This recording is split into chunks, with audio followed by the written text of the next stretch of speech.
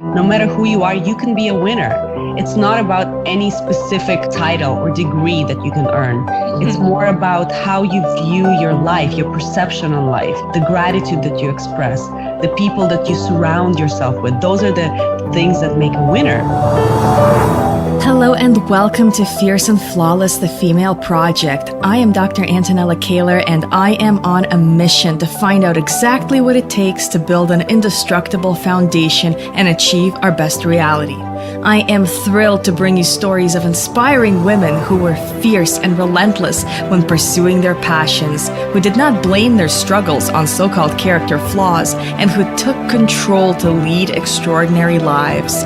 If you're a woman who is tired of feeling like your life is merely a product of cause and effect, and you are ready to be the woman that causes the effect, keep listening to learn the necessary insights to navigate life's toughest challenges, break through the most disheartening plateaus, and unleash your inner alpha woman.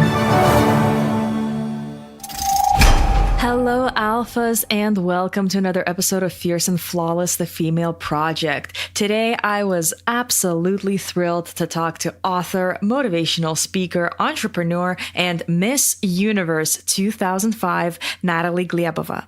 Natalie and I dive into a heart-to-heart talk about self-esteem. We looked back at both of our experiences growing up as immigrant kids. We discuss why men need empowerment too, and Natalie gives us the details of why everyone absolutely has to create their own Empower Hour. I am so excited to bring you an episode packed with game-changing advice. So keep listening for our interview with a spectacular alpha woman, Natalie Glebova. So you mentioned we met before in Toronto, right? Yes. You of course remember the the terrorist acts in Beslan. So what they did here is they scheduled a 2-week trip for those kids to come to Toronto for a couple of weeks to just kind of show them around and show them a good time. And you came and you took photos with them, and you were very, very gracious and very nice to them. They had a blast. Well, was it? Do you remember if it was like during my Miss Universe time or before that? I think you already had your international title. It's so funny because honestly, that year was, I always say it was the toughest year of my life, and it was the best, like most exciting year of my life. So it really, like, I just find it so hard to remember things that I did. It was just, it's one big blur. Well, yeah, I can't even imagine. They probably had you scheduled to do appearances and events from sunrise to sunset every day. It really, really was. And I was jet lagged. I was sick. I was like out of my element. I was just, I don't remember anything.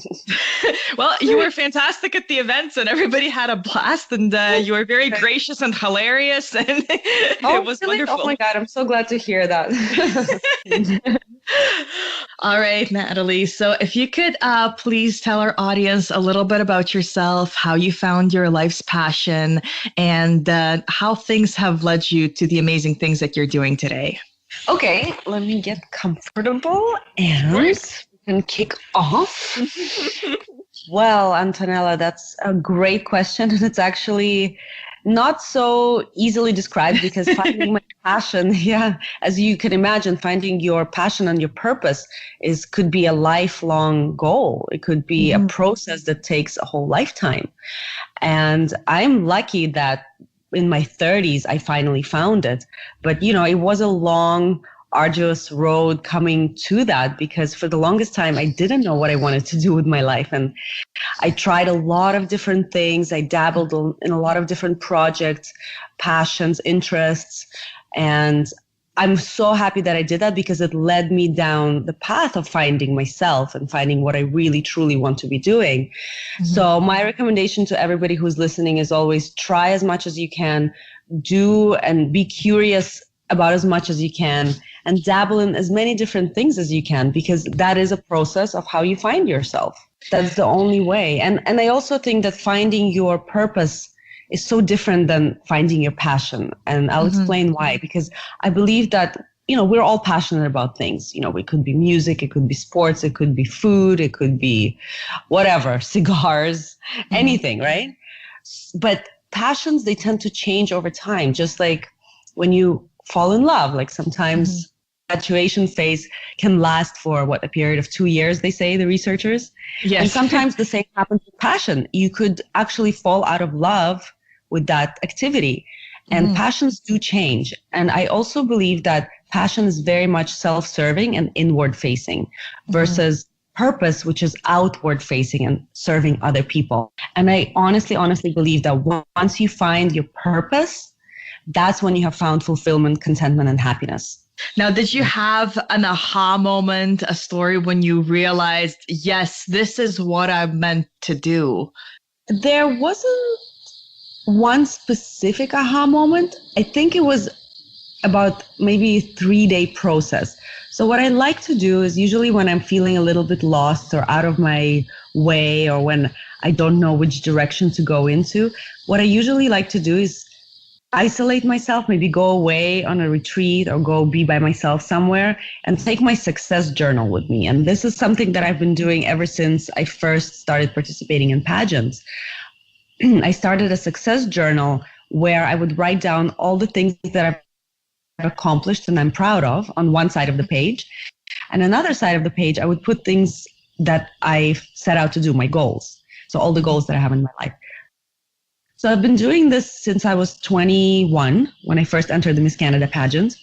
And it's been such an effective exercise that I teach it now in my empowerment courses. I teach it in my book as well. I talk about it. And it's really wonderful thing because it does two things. Well, first of all, when you write things down about what you're proud of or what you have accomplished, not only are you giving yourself a confidence boost about saying, hey, look at that, I've achieved quite a lot and there's so much to be proud of, but you're also zeroing in on aspects of your life that you could provide value with and provide service to other people. For instance, if you're proud to be a great writer, well, maybe there's an answer right there that maybe your life purpose should be to write. Or if you're proud to be a very book smart person or very good person with numbers and you love numbers and crunching numbers, let's say, maybe there's a career path there as well. And your purpose could be in that, like in bookkeeping, accounting, or anything else like that. So my point is that you always have to know yourself very well. You have to introspect a lot and you have to write down things that you like, things you dislike, and keep journaling and writing down things about yourself that you discover. So do a lot of introspection, and writing this list of things that you're proud of, things that you've accomplished can actually give you that aha moment. And even though it didn't happen right away, but after the birth of my daughter, after about 9 months, I was a stay-at-home mom for the first 9 months. I was very lucky with that. And then I decided it was time for me to go back to work, but I didn't know what I wanted to do. So I went on a trip by myself to the lovely island of Phuket in Thailand. Oh, wow. Yeah, well, it's not too far because I live in Bangkok. So I went down there and stayed for 3 days by myself and really did some soul searching. I watched a ton of motivational videos, TED Talks, a lot of YouTube videos. I read a lot of books and blogs, and it really just helped me to find out what it is exactly that I'm looking for. And writing down those things, writing down my accomplishments and things that I'm proud of about myself, helping people, giving public talks, being able to motivate and inspire other people with my title, that really helped me realize that, yes, I want to start an actual program where I can teach people the skills and I can teach people everything that I know. Yes, you're like the female Tony Robbins. It's amazing. Thank you so much. Well, definitely not quite at that level yet, but Tony Robbins is a big inspiration to me. He's somebody I look up to a lot, and I definitely would love to meet him, to get a chance to talk to him. In fact, one of my goals is to get Tony Robbins to endorse my book, which I'm trying to do. And let's see if it's going to happen. Yeah, that's amazing. Yeah, thank you. Now, right now for your book that's coming out, and you said that you have a program. Could you explain your program a little bit? Right. My business partner and I, Dr. Patty, she's a licensed California attorney and who also lives here in Thailand. We happen to be neighbors and we both have daughters who are the same age. So we bonded really well in our motherhood. And somehow we got to talking about what I was doing and what she was doing. And I mentioned to her that one of the things that I wanted to do was start an empowerment program for high school students. And she said that women empowerment was something very close to her heart because she had worked a lot with women in California, providing legal advice to them, to women who afford legal advice on a pro bono basis. And so she jumped on board and we started developing this program. Originally, we wanted to only focus on women, but as it turns out, Antonella, actually women and men have equal needs for empowerment, and men want to just as much as women do. Absolutely. Because a lot of them came to us and said, well, we really want to take your course, but why are you only targeting women? Because we really feel like we need empowerment. And I agree. Why wouldn't we want to empower men? Because I think in this day and age, there's a lot of emphasis on empowering women. I mean, for instance, if you take a look at Hollywood and current pop culture, I watch a lot of, cartoons and movies with my daughter, and seeing like how even the Disney cartoons, they portray men and women in a different light nowadays. They show women that they don't need men anymore. And sometimes the male characters actually get portrayed as these, perhaps not in a very positive light. Yes, it's funny. I've noticed that too. There was a commercial for diapers that now I pay attention to because I have a 2-year-old, and the point of the commercial is that they were showing a bunch of men really struggling with just the most basic sort of household tasks, and their slogan at the end was something along the lines of "So easy, even a dad can do it." And I was looking at that and I'm like, well, that's kind of offensive. Absolutely. And I agree with you. It seems to be like the gender stereotype has now flipped back. I mean, I'm sure you will agree when you watch cartoons these days. Back in the day, it was the princess that needed to be saving. Nowadays, when you watch cartoons like Frozen, Moana, it's the woman does not need saving, which is great. But then the man is kind of left like, well, what's my role? And I think a lot of the times, at least from what I've heard, men have this identity crisis. So I thought that why alienate half of the population and narrow our target group when we can provide this kind of empowerment services to everybody? And I'm all for gender equality. I'm all for treating everybody equally. So definitely that was the right decision for us as a company to include men as well. We teach a lot of things like goal setting, how to become self-disciplined, how to become a positive thinker, how to build self-confidence. My partner teaches courses more on professional development, as far as how to talk, write, and negotiate like a lawyer, how to network, how to build rapport, how to communicate and build interpersonal relationships as well. So at the moment we are doing a lot of live seminars in Bangkok. We're doing some courses as well, in-person coaching. However, because we do get a lot of requests from other countries and people who are not in Thailand who want to attend our seminars and our courses. So our next step is, of course, to take it online. And so stay tuned for that. For now, I'm just going to be focusing on also promoting my book and also creating an online course regarding my book. So we can talk a little bit about that as well. Sure. And your book is coming out in December, right? Yes, December 6th is the date. I will launch it on Amazon. So people will be able to buy it, order it, and get it shipped anywhere in the world. And I will probably go into a few bookstores around Asia as well. Now, could you talk a little bit about your book? It is, of course, called I Am Winning, but is it like an autobiographical book? Is it strategies and practical tips on how to do goal setting and positive kind of life changes? Is it a little bit of both? It's definitely a little bit of both, as far as a bit of an autobiography about my story, coming from Russia or Soviet Union as it was back in the day, to Canada, becoming Canadian and overcoming a lot of challenges, being a stereotypical Russian immigrant. Oh, yeah, I've been there. Yes, I'm sure you know what I'm talking about.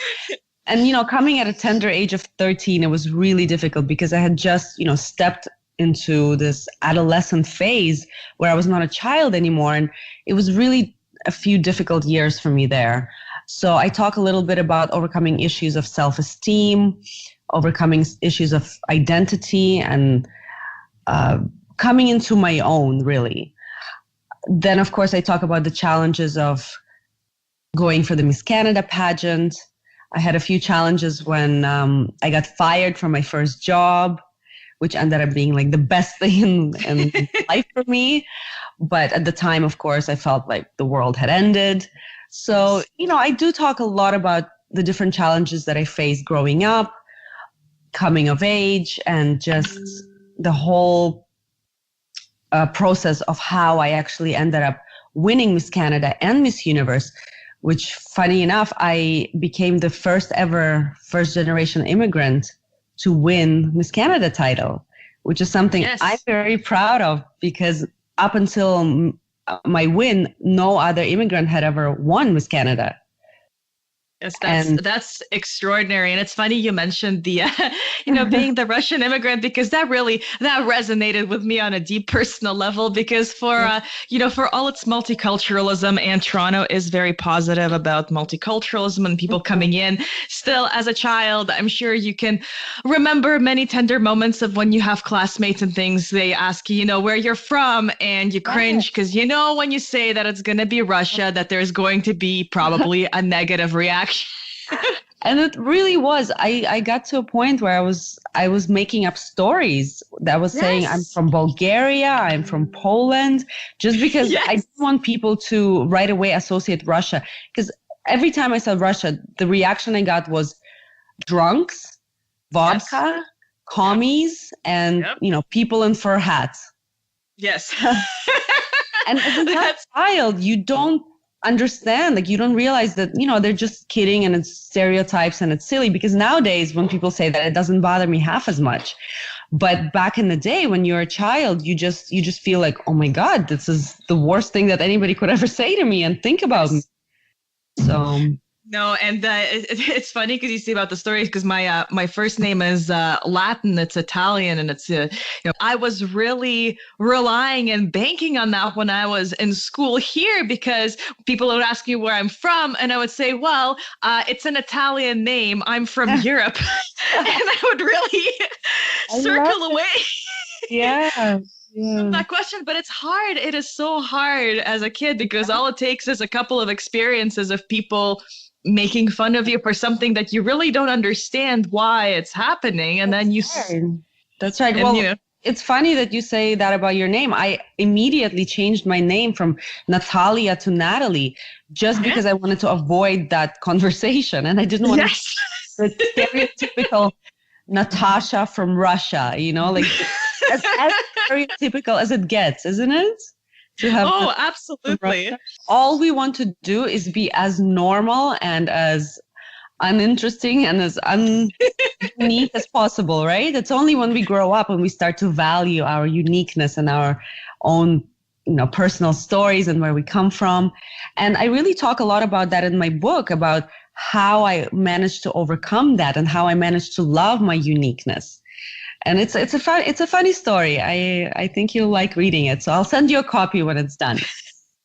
That would be wonderful. I'm really looking forward to it, because I said when you started talking about that, it resonated and hit a point. And of course, when you're a child, all of your experiences end up sort of setting up the groundwork for a lot of things, and a lot of when you're an adult. And sometimes, you do have the little insecurities pop up as an adult, and they resonate back with a moment from your childhood. They really do. They really do. So sometimes even as an adult, you have some issues that you need to work through, maybe even go back in time and maybe go to see somebody, a counselor who can help you work through these issues, because if you don't, they will keep coming up and they will manifest themselves in ways that you don't even realize or you don't understand in your adult life. And of course, I talk a lot about just so the autobiography part is only a small part of the book. Mm-hmm. Then I go on to talk about the 7 qualities that each winner, I believe, has, that all winners, no matter where they come from, no matter what financial status or educational background or marital status, no matter who you are, you can be a winner. It's not about any specific title or degree that you can earn. It's more about how you view your life, your perception on life, the gratitude that you express, the people that you surround yourself with. Those are the things that make a winner. And in the book, I talk about the 7 qualities that I believe all winners have.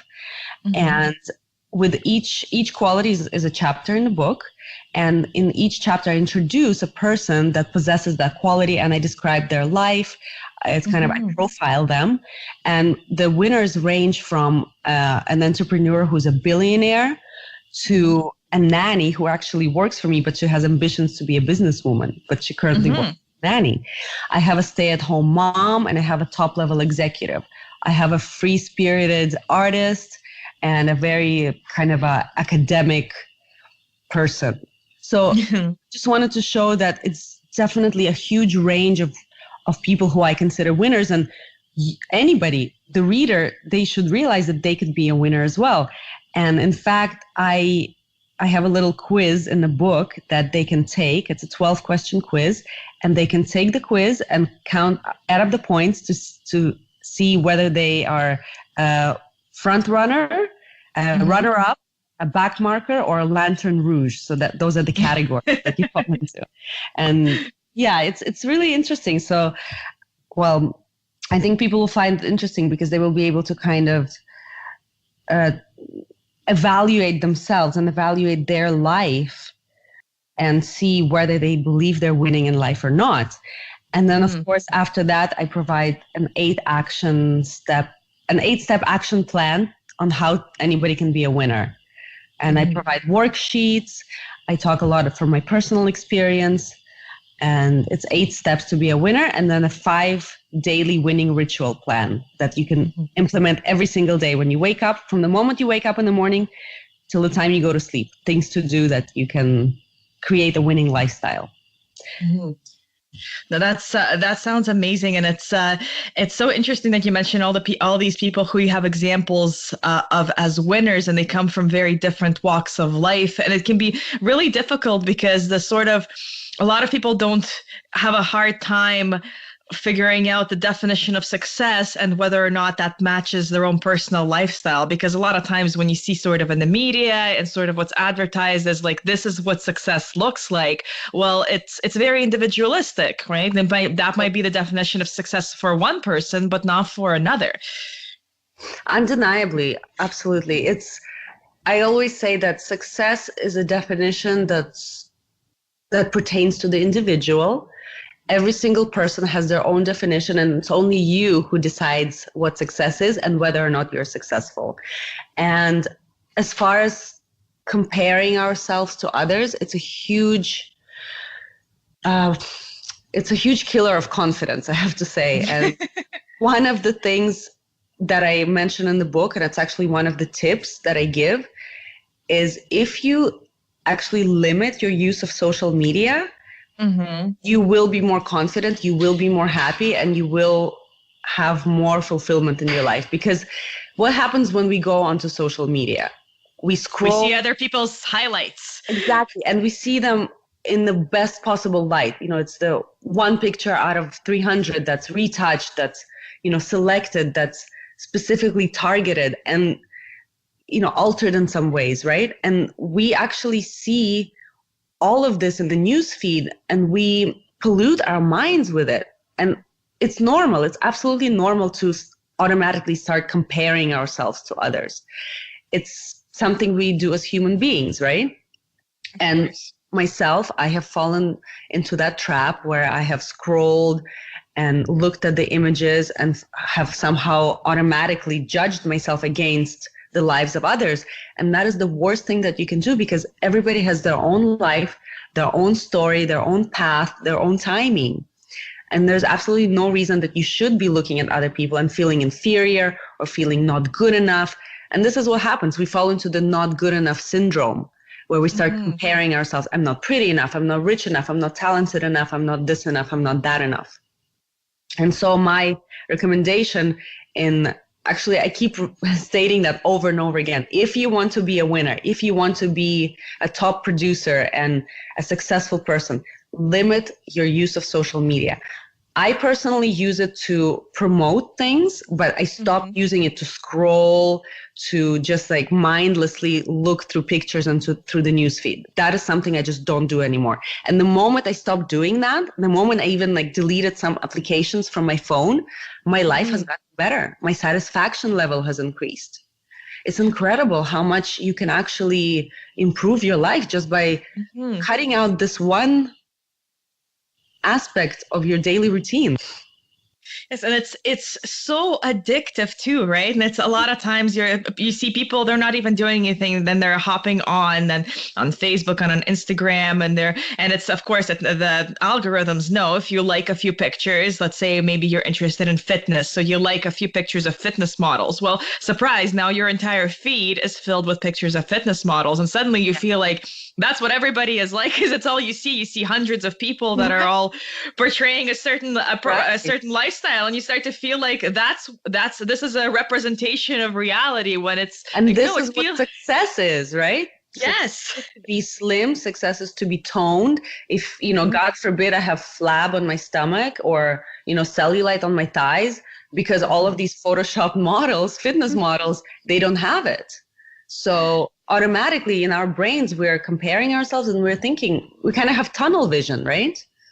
Oh, absolutely. And it's funny because a lot of the algorithms, they know what stage of life you are at. And I noticed that's like when I was pregnant, suddenly my social media was flooded with all of these tips on how to have a beautiful, this angelic pregnancy, which was very hard to buy into because I did not have the easiest pregnancy. And I felt more like a bloated whale rather than like this beautiful, one with nature and beautiful female. Probably made you feel like you were failing at being a woman because you were not having this beautiful pregnancy, right? Yes, exactly. And it's compared to a lot of other women that had pregnancies now in retrospect, I'm like, you know what, mine was actually pretty good. I got off pretty easy in terms of the, bouncing back and the healing and all this kind of stuff. But, you look at all of these beautiful maternity photo shoots and these pregnant women looking a certain way and doing all of these things. And you're like, well, my pregnancy doesn't look nearly as glamorous. Right. And then you have what social media can do. Yes, and then you have your baby and suddenly your feed is filled with bounce back fast. So-and-so got their pre-mommy body back in 4 weeks or some unrealistic expectation. Right. Because it's all... if you didn't get your body back in 4 weeks, well, you're not winning, you're not succeeding. Yeah, and it's crazy, and I understand that. Of course, most of it is due to advertising, and people are selling products. But I feel like whenever I hit any stage of my life where I'm pursuing anything, and of course, right now, I'm putting up a little bit more information, canvassing for the podcast, and so lo and behold, now my social media is like, look at so and so how they went from almost homeless to six-figure earner with one simple sales funnel. This is what I'm saying. If you want to be a winner in life, you cannot allow your mind to be polluted by this garbage that we see. I'm not saying it's all garbage. I'm saying that there's a lot of garbage out there and we cannot always filter that out. So it's really important that we focus on our dreams, on our goals. And I recommend doing an empower hour in the morning. Like your first, half an hour to an hour in the morning should be dedicated to you, to your own goals, your dreams, your aspirations, the things that you would want to do to improve yourself. Instead of waking up and upon opening your eyes, the first thing you do is you grab your phone and you start scrolling through your newsfeed, which is what most people do. And I highly, highly recommend against that. I think you shouldn't even open your phone until at least half an hour, until you have done all the things that you need to do for yourself first. So what I recommend to do is actually do early morning visualization. So before you even open your eyes, when you're still in that beautiful dream-like state, somewhere between being asleep and awake, before you even open your eyes, start visualizing what you want to happen, whether it's your current goal or whether it's your big vision for your life or whether it's something you want to happen today and you want the day to go smoothly and you have a big project. Start visualizing those things. And it's so important because it sets your whole day on the right frequency. You wake up and you're already thinking like a winner. You're already thinking about what can I do today to make my goals happen. You're already visualizing it. And visualization is such a powerful tool and something that I talk about as well. I give a very specific visualization technique that people can use. And it's an acronym. You'll find out when you read the book. It's an acronym for how to make the most out of your visualization. And it's so important to just give yourself that time at the beginning of the day instead of getting lost in other people's lives and, getting your mind polluted with memes and, stupid cat videos or whatever.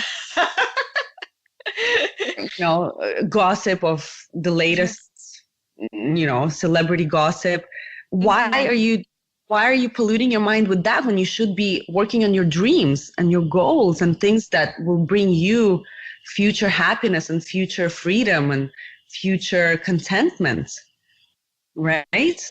No, that is so true. That's funny. That reminded me. There was a little cartoon. I think it was in the New Yorker of basically historians looking back on modern day society and saying, "Wow, they had all this technology and the wealth of human knowledge that they could access with a tiny device from their pocket." It's like, yep, did it mostly to look at cat videos. Yeah. Well, I think that's a little bit jaded view of looking at it. Of course. Because but it's a problem. Is improving our lives. It's absolutely undeniably. And the next generation will be better for it because their brains will have start developing in a way that we can't even imagine. And every new generation is always better than the previous generation. Like that's the nature of evolution, isn't it?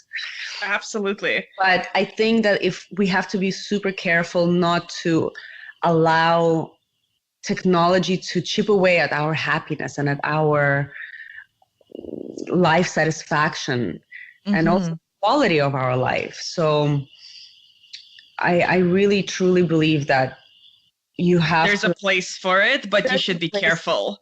You have to be careful and give that first hour, develop your own empower hour. My empower hour includes waking up, doing my visualization, going to take a tall glass of water, vitamins, whatever it is, do a little bit of meditation, stretching, maybe even read a little bit for even 5 minutes. I mean, we don't even read anymore, right? Like who reads these days? And we always complain, or we say, I should be reading more books. Well, don't say you should, say I must, and put it into your scheduled routine in the morning. So even if you read for 10 minutes, in a month, you would have already finished half a book or maybe even a full book if you just do that. So the Empower Hour, I love it. Yeah. So I encourage everybody in the book to develop their own Empower Hour instead of grabbing their phone that first, even half an hour, do a little bit of exercise. There's plenty of YouTube videos where you can do a full body workout in 7 minutes. So I think that would be probably one of my favorite tips to tell people. Now, as far as books go, I always love to ask all of my guests if there is a specific book that you can think of that had a profound impact on your life that you would recommend. I'm sure there's many, but if there's one that stands out in your memory. Ah, that is a great question. There's so many fantastic books. Let me try to scan quickly my database of amazing books. Most recently, I read a great book by a friend of mine. It's called 10 Seconds of Insane Courage.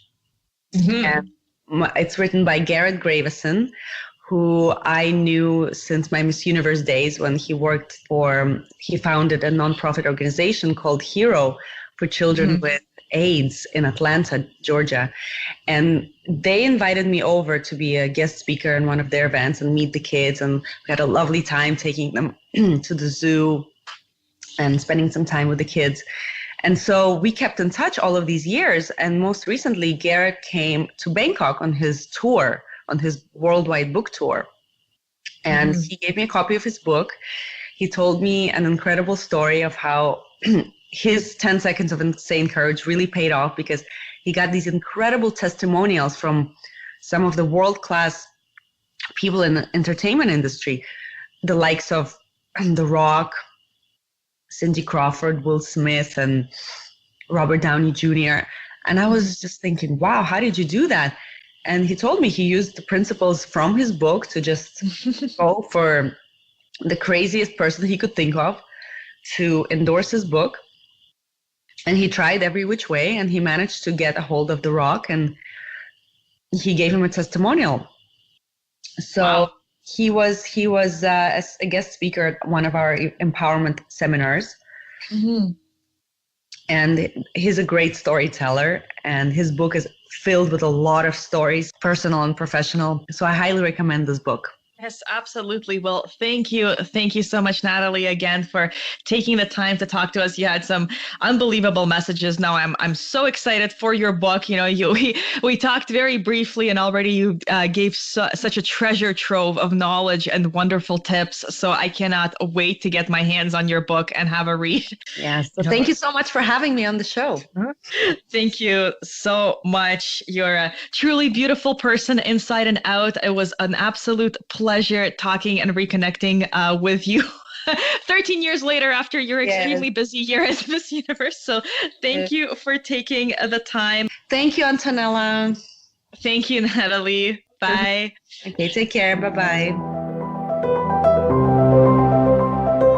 Hey Alphas, it's Dr. Antonella from Fierce and Flawless, the Female Project. I cannot wait to bring you more incredible stories and exceptional insights from women who made an impact. So join me on this journey. Subscribe and comment with nominations for guests you would like featured next. I want to deliver content that ignites a spark in you, so your feedback is extremely important to me. To connect with me and to get the resources mentioned in this episode, visit www.thefemaleproject.net or add me on Instagram at dr.antonella. Thank you for listening and stay tuned.